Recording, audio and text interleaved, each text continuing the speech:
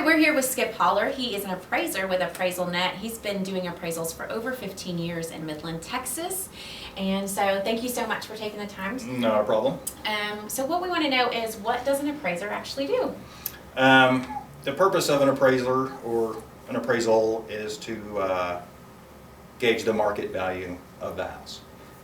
Sometimes there might be, for an FHA appraisal, there's a few additional things on top of market value, but by and large, it's what is the house worth in the current market. Okay. And then how long does it usually take to get an appraisal done? As far as how long it takes to get one done total, depends on the appraiser, depends on the time of year, depends on the house to some extent. For each individual home, if anybody's at the home, they're only going to see the appraiser for anywhere between, say, 30 minutes to an hour and a half, just depending on how big the house is and all that stuff. All the stuff that goes behind the scenes, you know, the actual writing of the report and the analysis that's done, that is going to vary a lot with the house. A few hours, just depending on the house. But how long it takes you to actually get one just depends on how busy that appraiser is right then, where you are in line on that appraiser's list. So right now I think the average in Midland is probably in the 3-week range, maybe a little less than that right now because it's a slower time of year. But that's about the norm for Midland, is about 3 weeks. Okay. So what kind of factors determine what an appraised value is on a property? It's a little bit of everything, and I get that question a lot. There are a lot of people that are just married to one thing. Price per square foot is the big one. Just because that's what it's easy and it's simple to calculate, and you see it on HGTV, and it's a figure you can boil down to one thing, and it's a good way to talk about a neighborhood or a category of homes. You know, this neighborhood ranges from 125 to 150. There's nothing wrong with that. Trying to apply that one number to one house is a bad idea, because there's just so many other things. You asked what factored into it. Everything, really, to differing extents. Obviously, the size does matter. That is a thing. But the lot and its size can have an impact. The exact location, you know, different subdivisions obviously have different values. Upgrades that people have done to the home matter, some more than others. Garages, whether it's 0, 1, 2, 3, 4, whatever. Obviously that's not part of the square footage number, but clearly brings value to the home, as does a workshop or a pool or really anything else that, if you think it would add value to a home, it probably does. Just depends how much. Yeah. So I think one of the biggest questions I get as a listing agent is, I put this workshop up, cost me $80,000, or even better is the pool. It cost me $100,000 to put this pool in, Right. And they want to get that value back out. So what are the upgrades that you really get, you know, what adds value to people's homes? It's a little bit cliche, but it's, you know, cliches become cliches for a reason. Kitchens and baths are the safest place to invest money and get it back later. Flooring is another good one. But it's hard to assign a specific value or number because every situation is different. I get asked a lot of times, how much value would I add to my house if I did wood flooring? Well, I'm going to need more information than that. What are you replacing? What kind of wood flooring are you doing? So it all, you know, it's always different, and it's never simple. But those three, kitchen, bath, flooring, safe. You mentioned the two that are not safe, pools and workshops. They're extremely expensive to add to a property. And barring a few exceptions that I honestly can't think of right now, you'll never get that money back.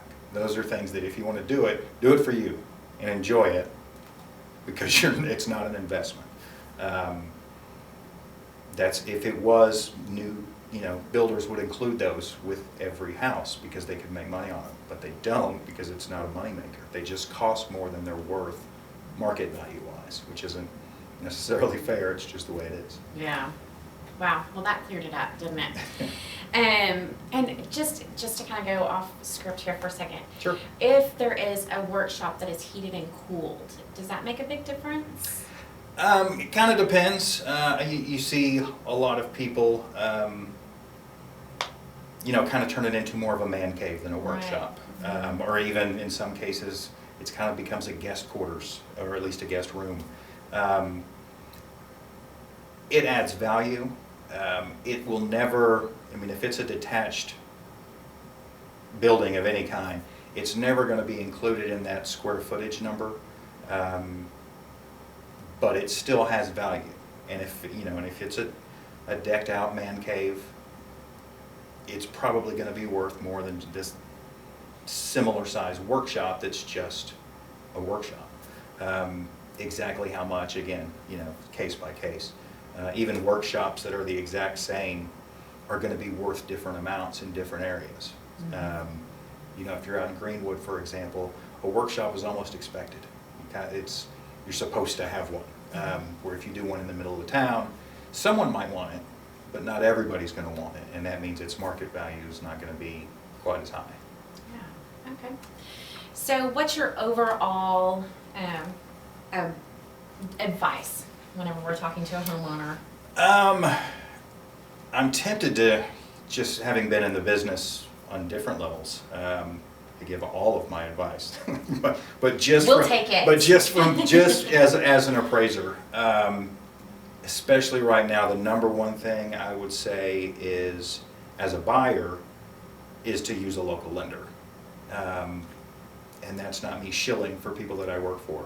That's just, I know, and I'm including myself in this, I know how appraisers react to email requests from a lender for an appraisal, and they've never heard of the lender before, never worked with them before. And most of the time that response, when that email pops up, is delete. And that's the key. Midland is so busy right now that it just doesn't make business sense to take on work from someone you've never heard from before, and more than likely you never will again, when taking that order means you're probably going to have to say no to someone you work with all the time. Because there's only so many hours in a day, in a week, in a month. So there is a limit to how many we can do. So it's best to take care of the people that are here whenever possible, because that's what's going to keep us going when it's not quite so busy. Yeah. Well, I really thought of you guys as superheroes, so I didn't realize that you couldn't do it all. Yeah, no, we're not Santa Claus. But yeah, that would be the number one thing. And I know there's the internet-based lenders that promise you a lot of stuff. But if they don't have a list of local appraisers that they use on a regular basis, and good chance that they don't, then they're going to be scrambling to find an appraiser. And if they don't know the area, they're going to wait till a week before closing to even start looking. Mm-hmm. Because that's, in most parts of the country, you can get an appraisal turned around in a week to 2 weeks pretty easily, and it just can't happen here. There's not enough appraisers for this area. Yeah. That is so crazy busy most of the time. And that means your closing's going to be delayed, which will delay the closing of the next, and you know how that chain works. Mm-hmm. But the local lenders know. They have a list of appraisers that do stuff for them all the time. They know how long it's going to take. They know how much it's going to cost. They know everything is seamless. So that would be my number one thing. And that's for buyers. From a seller's standpoint, I would say availability is key. When if an appraiser contacts you, hey, I can be at your house Tuesday at 10 o'clock. Does that work for you? Probably want to say yes to that, because you don't know when the next, as busy as everybody is, you don't know when their next opening is going to be. So if they have one, you should probably shuffle around whatever you need to shuffle and make that work for them. Mm-hmm. Cleanliness is not a big, we're appraising the house and not your stuff, so don't stress too much about the cleanliness of the home because it really doesn't affect what we're doing. At the same time, it shouldn't be horrible because we need to be able to see as much of the house as we can. And if you've got boxes stacked to the ceiling, it makes it hard to gauge what the house really is. Like I said, you don't overthink it. It doesn't need to still be in the pristine condition you kept it in while it was being shown, but it does need to be at least where we can walk through it. Yeah, be able to see what's Yeah. going on in the house. Yeah. Countertops, what they have going on. And then past that, obviously you should be using a realtor in a market like this. I know it's tempting to not because it is so busy, and you feel tempted to see if you can do it yourself. You might be able to, but I can assure you, because I do appraisals that are for sale by owners all the time, and money is left on the table a lot because it's a busy market, but it's also a complicated and complex market. So use a realtor. That's a big deal. And then just listen to them would be my other piece of advice. So often, because every once in a while I will do appraisals that are just to figure out what it's worth. And I call it like I see it, and I don't make comps up. It is what it is. Right. No one's trying to hurt anybody's feelings. It's not personal. People get a personal attachment to their houses, and rightfully so. But a realtor or myself or any professional is going to be a third-party perspective, and it's not going to be biased. They're going to see it the same way a prospective buyer is going to see it, and that's what matters. And so use a realtor and then listen to them because they probably know what they're talking about. Love it. That's my favorite advice you gave. Of course it is. As a realtor. Well, thank you so much. I really appreciate it. My pleasure. Don't forget to always tune into Heart of the Home. Like my page, and we'll see more videos like this coming up. Hopefully we'll do a little live session at some point so that you guys can ask questions as well. Look forward to seeing you again.